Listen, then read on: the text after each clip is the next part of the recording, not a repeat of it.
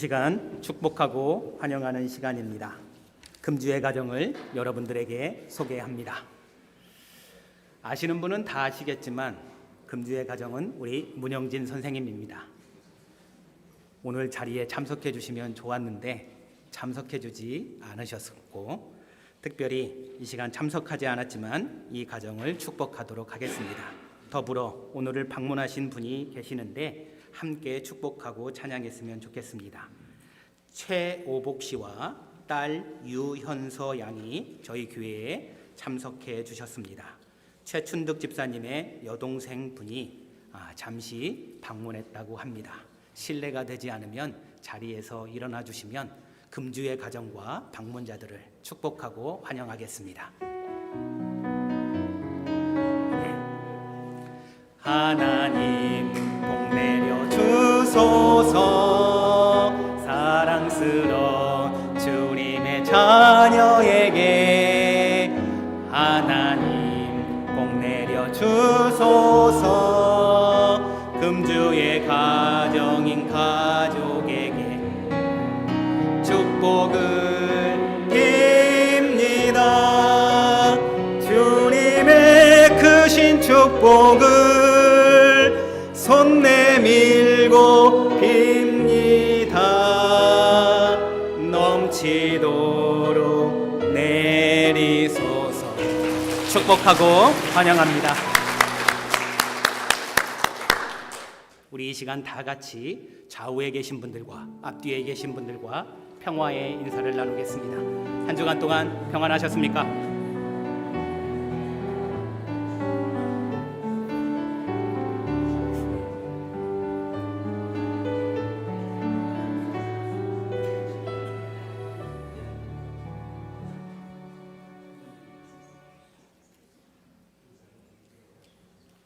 성경 말씀은 마태복음 13장 44절에서 50절의 말씀입니다.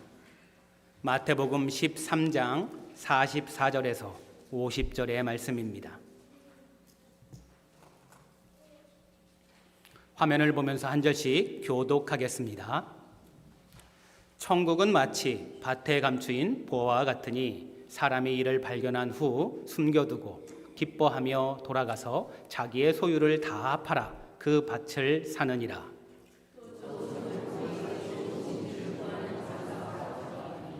극히 값진 진주 하나를 발견하매 가서 자기의 소유를 다 팔아 그 진주를 사느니라.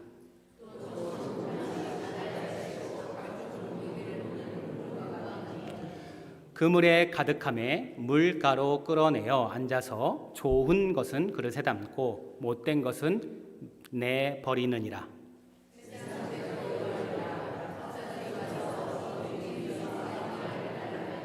다 같이 풀무불에 던져 넣으리니 거기서 울며 이를 갈리라. 아멘.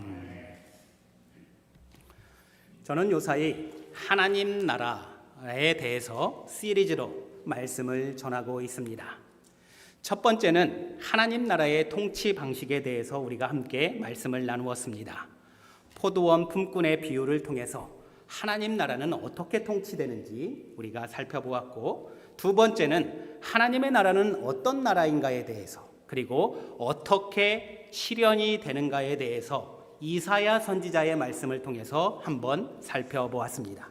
오늘은 하나님 나라의 가치에 대해서 살펴보도록 하겠습니다. 성경에는 예수님의 말씀의 핵심 주제가 하나님 나라였다라는 것에 대해서 대부분의 모든 성서학자들은 그 사이에 이견은 없습니다. 즉 하나님의 나라를 선포하러 예수님은 이 땅에 오셨다라고 말씀하는 것입니다. 그래서 하나님의 나라라는 표현은 공관복음, 즉 마태복음, 마가복음, 누가복음에 39회나 등장을 합니다. 요한복음에는 2회가 등장을 하고, 특별히 마태복음에서는 하나님의 나라보다는 천국이라는 개념을 사용하여서 천국에 대해서 이야기를 하는데 37번이나 천국이라는 용어가 나옵니다. 예를 들어보면 하나님 나라가 가까이 왔다라고 예수님은 공생애를 시작하면서부터 하나님 나라에 대해서 선포를 하고 있는 것이죠. 그리고 하나님의 나라는 이미 와 있다는 것을 예수님은 많은 이들에게 가르쳐 주고 있었습니다. 또한 하나님의 나라가 어떠한 것인지에 대해서 여러 가지 비유들을 들어서 예수님은 하나님의 나라를 설명하였습니다. 또한 예수님은 어떻게 혹은 누가 하나님의 나라에 들어갈 수 있는지에 대해서도 잘 말씀해 주고 있었습니다. 또한 때가 되면 하나님의 나라가 온전히 이루게 될 것이다 라고 예수님은 여러 가르침을 통해서 말씀하였던 것이죠. 예수님은 자신이 가르쳐 주신 기도의 첫머리에도 하나님의 나라가 오게 해달라고 기도하는 내용을 보게 되면 예수님은 하나님의 나라를 선포하기 위해서 이 땅에 오셨다라고 해도 과언이 아닐 정도입니다. 오늘 본문도 역시 하나님의 나라의 가치에 대한 비유가 나오는 것인데 하나님의 나라의 가치가 어느 정도 되는지 한번 살펴보도록 하겠습니다. 우리가 하나님 나라의 가치를 먼저 살펴보기 위해서 우리가 이해해야 될 것이 무엇이냐면 하나님의 나라에 대해서 우리가 얼마만큼 이해를 하고 있느냐라는 것입니다. 여러분들은 하나님의 나라를 어떻게 이해하고 있습니까? 하나님의 나라가 뭐죠?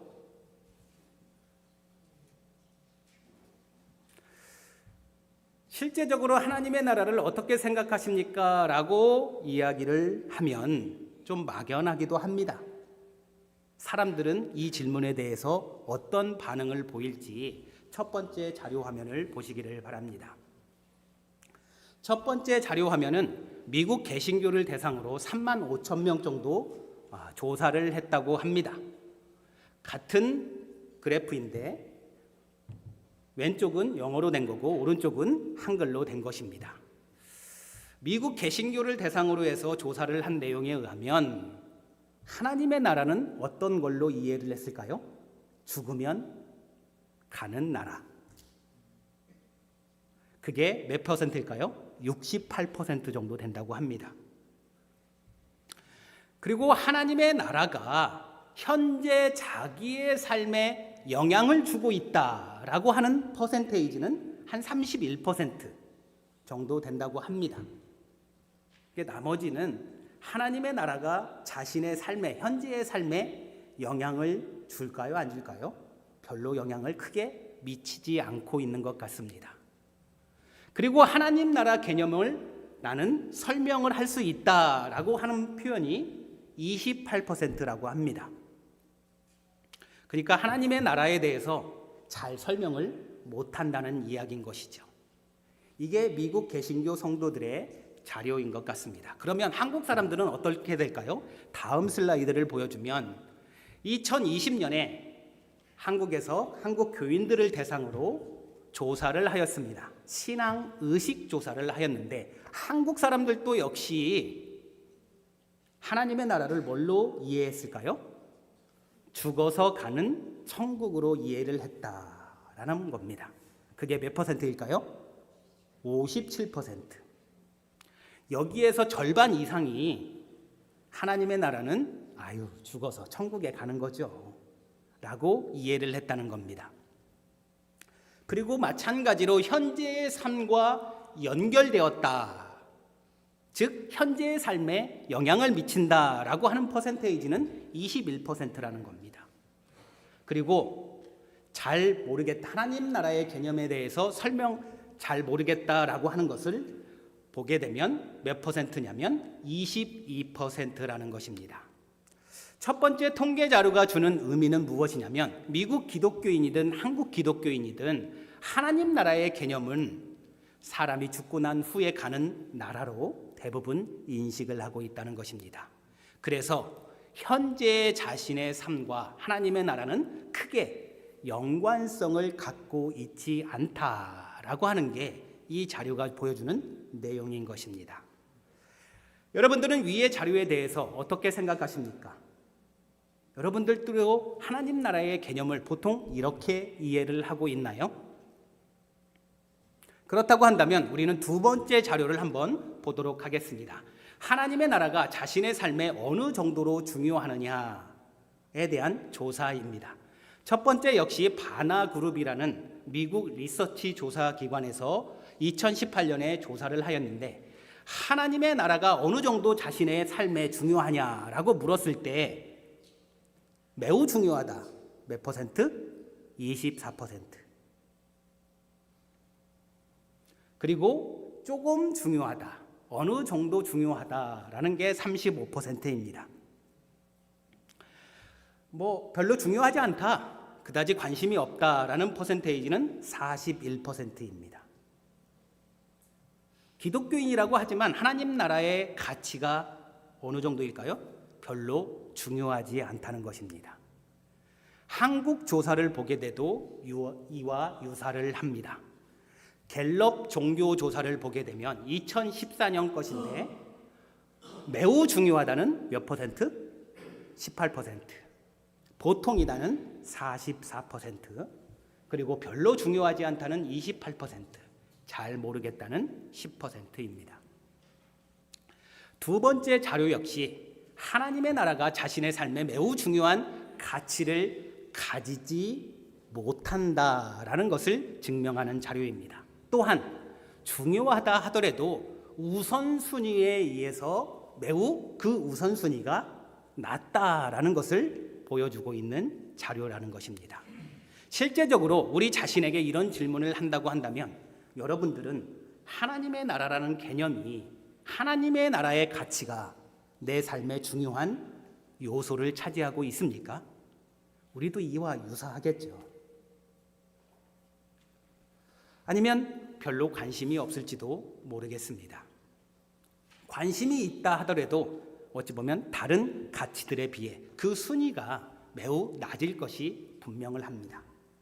이러한 우리의 마음을 보시고 여러분들도 오늘 본문의 말씀을 한번 잘 보시기를 바랍니다.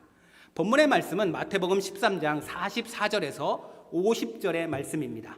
예수님께서 하나님의 나라의 가치를 뭘로 설명을 해요? 비유를 들어서 설명을 합니다. 이 부분은 흔히 천국 비유라고 불리는데, 하나님 나라의 가치는 최고의 가치를 지녔다라고 예수님이 비유로 설명하는 것입니다. 그 최고의 가치를 얻기 위해 사람들의 반응이 오늘 본문 말씀에 등장한다는 것입니다. 총 3가지 비유가 등장을 하는데 차례대로 하나하나씩 그 비유를 살펴보도록 하겠습니다. 첫 번째 비유를 보시기를 바랍니다. 첫 번째 비유는 44절에 나옵니다. 하나님 나라의 가치에 대해서 이야기를 합니다. 주제는 무엇이냐면 하나님의 나라, 즉 천국은 뭐라고요? 밭에 감추인 보화다라고 설명을 합니다. 천국이 뭘까요? 예수님의 비유의 표현에 의하면 밭에 감추인 보화라는 겁니다. 감추어졌다는 겁니다. 핵심 용어를 보게 되면 그 감추어진 것을 발견했습니다. 발견한 것이 중요해요. 하나님의 나라를 발견하였습니다. 그래서 그 의미가 무엇이냐면 하나님의 나라는 감추인 보화와 같은 것인데 그것을 찾고 발견했다는 것입니다. 발견했다는 의미는 나에게 하나님의 나라에 들어갈 수 있는 기회가 왔다는 것으로 해석해 볼 수가 있습니다. 하나님의 나라를 들어갈 수 있는 기회를 잡았습니다. 여러분들 어떻게 할까요? 결과를 한번 보도록 하겠습니다. 결과는 기뻐하며 돌아가서 뭐를 해요? 자기의 소유를 다 팔아서 뭐를 사요? 밭을 삽니다. 여기서 질문이 하나가 있습니다. 하나님의 나라를 소유할 수 있는 기회가 왔을 때 그것을 소유하기 위해서 자신의 모든 소유와 바꿀 수 있습니까? 중요한 질문이죠. 생각해 보시기를 바랍니다. 위의 표를 통해서 알 수 있는 것처럼 하나님의 나라는 우연히 발견될 수 있을 만큼 매우 놀랍고 다른 어떤 것과도 비교할 수 없는 엄청난 가치를 지니고 있습니다. 마치 밭을 갈다가 우연히 발견한 보화처럼 기대하지도 않았던 순간에 그 진정한 가치를 깨닫게 되었다는 것입니다. 그 가치를 깨달은 사람은 기쁨으로 자신의 모든 소유를 다 팔아서 그 보화를 얻으려고 합니다. 이는 하나님 나라를 얻기 위해서 자신의 모든 것을 뭐 하는 거죠? 내려놓을 수 있는 가치를 지니고 있다라고 표현을 하는 겁니다. 이 엄청난 가치에 대해서 사도 바울은 뭐라고 표현을 할까요? 빌립보서 3장 8절의 말씀을 한번 보시기를 바랍니다. 모든 것을 해로 여김은 내 주 그리스도 예수를 아는 지식이 가장 고상하기 때문이라. 내가 그를 위하여 모든 것을 잃어버리고 배설물로 여김은 그리스도를 얻고 라고 이야기를 합니다. 사도 바울의 표현을 빌리면 예수를 아는 가장 고상한 지식을 얻고 보니 자신이 추구하고 있던 다른 여러 소중한 가치들이 뭘로 여겨질까요? 배설물로 여기게 되었다라고 말씀하는 것입니다. 위에 표현에 나오는 질문처럼 하나님 나라를 소유할 수 있는 기회가 왔을 때 그것을 소유하기 위해서 자신의 모든 소유와 바꿀 수 있나? 뭐라고 답변하시겠습니까? 생각 좀 많이 하시기를 바랍니다. 다음 표를 보시면 두 번째 비유가 나옵니다. 두 번째 비유는 역시 하나님 나라의 가치에 대해서 예수님이 두 번째 비유를 이야기합니다. 하나님의 나라, 천국은 뭘까요? 좋은 진주를 구하는 사람입니다. 여기서 중요한 용어는 무엇이냐면 구한다는 것입니다. 어찌 보면 갈급함을 갖고 열심히 찾고 있는 것이죠. 즉 하나님의 나라를 열심히 찾고 구한다라는 의미로 해석해 볼 수가 있습니다. 그래서 그 의미는 하나님의 나라는 좋은 진주 같아서 그 좋은 진주를 구하는 장사와 같이 갈급함을 갖고 열심히 찾는 사람이라는 것입니다. 즉 갈급함을 갖고 있는 찾는 개념입니다. 하나님의 나라는 값진 진주와 같아서 결국에 그 값진 진주를 찾고 구했습니다. 결과가 어떻게 됐을까요? 자기 소유를 다 팔아 그 진주를 샀다라고 표현을 합니다. 여기서 또 하나의 질문이 무엇이냐면 하나님의 나라를 열심히 찾았습니다. 그리고 구했습니다. 그리고 그것을 소유하기 위해서 자신의 모든 소유와 바꿀 수 있는가? 이것이 질문입니다. 두 번째 비유도 역시 우리가 표를 통해서 살펴보았던 것처럼 하나님의 나라는 열심히 찾고 구하던 사람이 마침내 어떻게 되는 걸까요? 발견하게 되는 극히 값진 진주와 같은 것입니다. 이는 감추어진 보화의 비유와 유사하게 하나님의 나라는 다른 모든 것보다 압도적인 가치를 지니고 있음을 보여주고 있습니다. 그래서 이 비유는 특별히 능동적으로, 즉 자기가 열심히 구하고 찾고 하는 노력이 매우 부각이 되는 것인데 값진 진주의 가치를 알아본 사람은 망설임 없이 자신의 모든 소유를 팔아서 그 값진 진주를 소유합니다.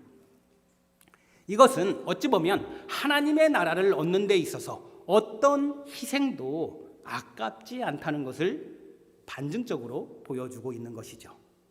예수님의 말씀에 마태복음 6장 33절에 이런 말씀이 있습니다. 너희는 먼저 그의 나라와 그의 의를 구하라. 어찌 보면 능동적으로 찾으라라고 이야기해 볼 수도 있습니다. 그러면 이 모든 것을 너희들에게 더하여 주시겠다라는 것이 마태복음 6장 33절의 말씀입니다. 하나님의 나라와 의를 능동적으로 적극적으로 구하는 자에게는 삶에 필요한 모든 것들을 하나님은 주시겠다라고 말씀하시는 것입니다. 두 번째 비유의 질문처럼 하나님의 나라를 우리가 열심히 구하고 찾았을 때 그것을 소유하기 위해서 나의 모든 소유와 바꿀 수 있는 것인가? 라는 질문을 다시 한번 던져봅니다. 이제 우리가 살펴볼 것은 세 번째 비유입니다. 세 번째 비유도 역시 하나님 나라의 가치를 설명할까요? 아니요. 세 번째 비유는 하나님 나라의 가치를 설명하는 것이 아니라 하나님 나라는 누가 들어가느냐에 대해서 설명을 하고 있습니다. 심판에 대해서 이야기를 하는 겁니다.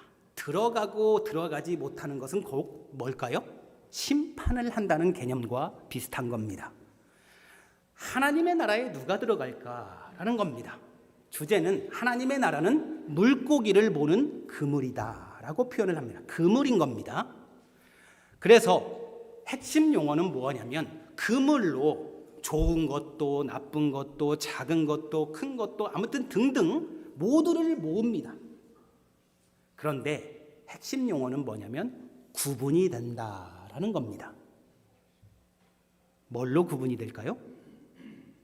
좋은 것으로 구분이 되고 나쁜 것, 못된 것으로 구분이 됩니다. 그 개념의 의미를 좋은 것은 어디에 담아요? 그릇에 담고.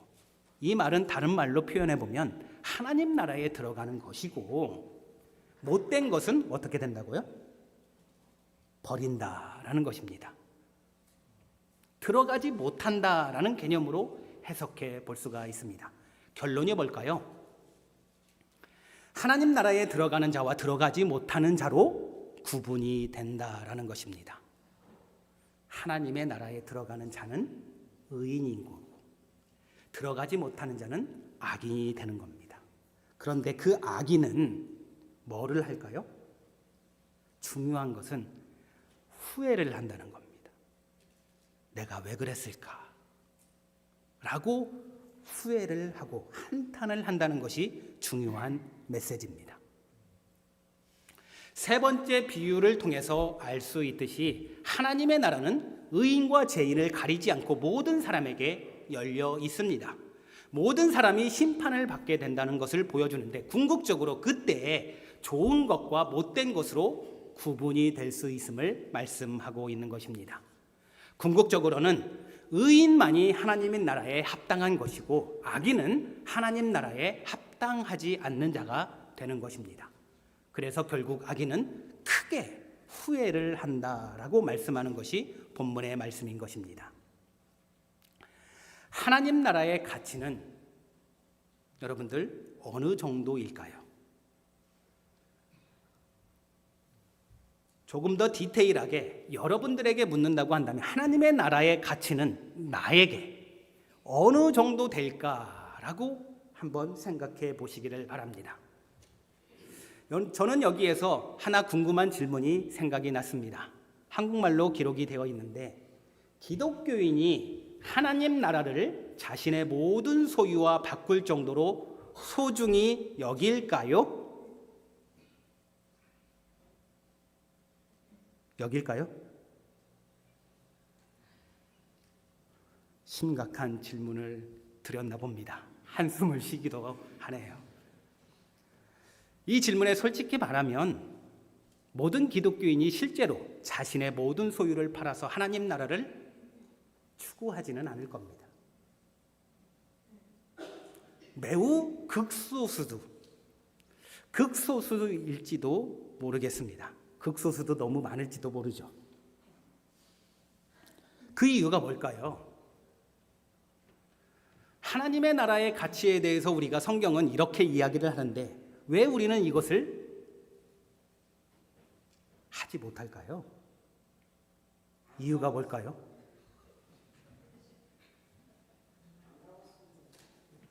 안 가봤으니까요. 자, 그 이유를 우리가 한번 생각해 보도록 하겠습니다. 아마도 이상과 현실의 간극이 너무 크기 때문입니다.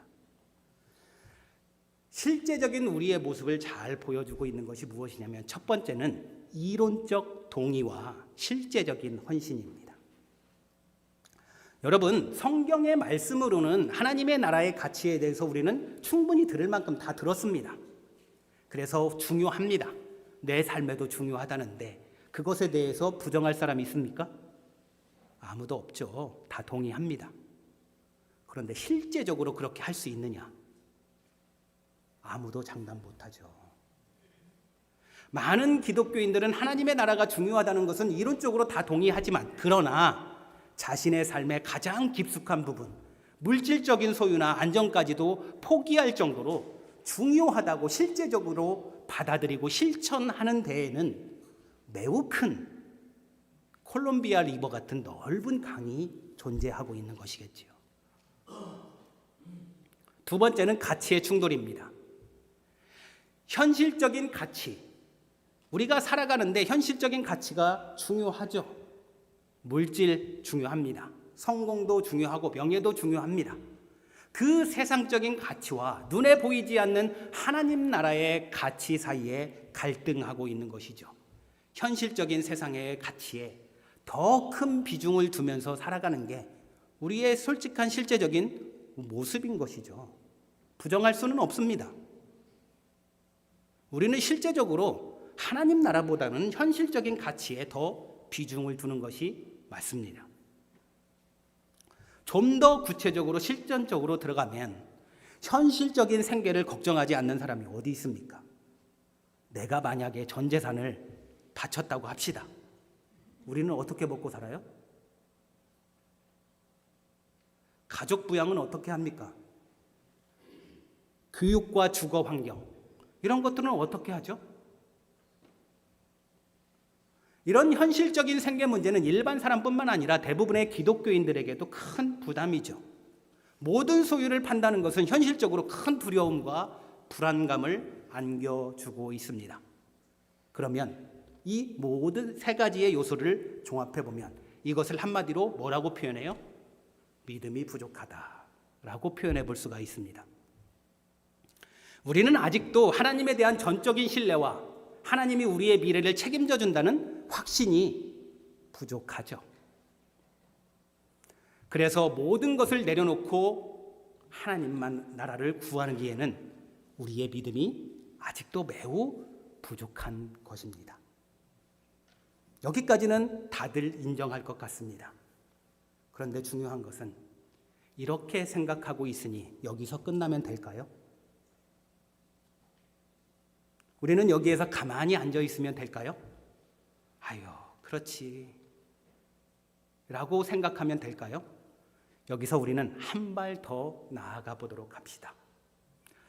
비록 현실 세계에서 살고 있는 기독교인들이 완벽하게 오늘 비유의 말씀처럼 그렇게 살지는 못한다 할지라도 우리가 하나님의 나라, 즉 기독교인의 삶에서 하나님의 나라가 추구해야 될 가장 궁극적인 가치와 이상이라는 것을 우리는 명확히 깨달아야 될 줄로 믿습니다. 그래서 우리에게 필요한 것은 가치 기준의 전환과 우선순위의 재정립이 필요합니다. 첫 번째가 무엇이냐면 가치 기준의 전환. 표를 보시면 우리는 세상과 하나님의 나라 두 세상을 추구하고 있습니다. 그런데 내가 어디로 점점점 가치 기준의 전환이 필요할까요? 조금씩 하나님의 나라 쪽으로 우리가 이동을 해야 됩니다. 당장 한꺼번에 이동하지 못하더라도 한 걸음 한 걸음 이동을 해야죠. 기독교인들의 삶의 기준을 세상적인 것에서 영원한 것으로 전환하는 것이 필요한 것입니다. 기독교인의 삶에 무엇이 가장 소중하게 여겨야 되는지를 우리는 끊임없이 질문을 해야 되는 것이죠. 두 번째는 무엇이냐면 우선순위의 재정립입니다. 하나님 나라의 가치가 우리는 한 10등 정도이라고 생각을 해봅시다. 최소한 10등에서 5등, 4등으로는 올라와야 되겠죠. 이것이 바로 우리가 취해야 될 자세라는 것입니다. 이제 우리가 말씀을 마치며 마지막으로 생각해 볼 것이 무엇이냐면 첫 번째 비유와 두 번째 비유의 공통점입니다. 그 공통점은 하나님 나라의 절대적인 가치에 대해서 말씀을 하고 있습니다. 하나님의 나라가 세상의 어떤 것과도 비교할 수 없는 최고의 가치와 중요성을 지닌다는 것인데, 이 비유를 통해서 깨달아야 될 부분은 하나님의 나라를 얻기 위해서 모든 것을 포기할 수 있는 용의가 있느냐를 질문하는 것입니다. 그런데 이 포기할 수 있느냐라는 그 질문에 우리는 매우 근심하게 되죠. 걱정하게 되고 두려워하게 되고, 또한 우리는 심히 두려워합니다. 그런데 오늘 본문의 말씀을 잘 보시면 44절에 뭐라는 표현이 있냐면 기뻐하며 라는 표현이 있습니다. 하나님의 나라의 진정한 가치를 깨닫는 사람은 그렇게 모든 것을 내려놓을 정도로 기쁜 마음으로 그것을 내려놓는다는 겁니다. 하나님 나라를 얻는 것은 기쁨 속에서 이루어지는 것이지 근심과 걱정 속에서 이루어지는 것은 절대 아니라는 것입니다. 하나님의 나라를 얻기 위해서 자신의 삶의 모든 것을 희생할 준비가 되어 있느냐라고 강조하는 것인데, 그러한 희생은 강요된 것이 아니라 뭐 때문에? 기쁨으로, 자발적으로 이루어진다는 겁니다.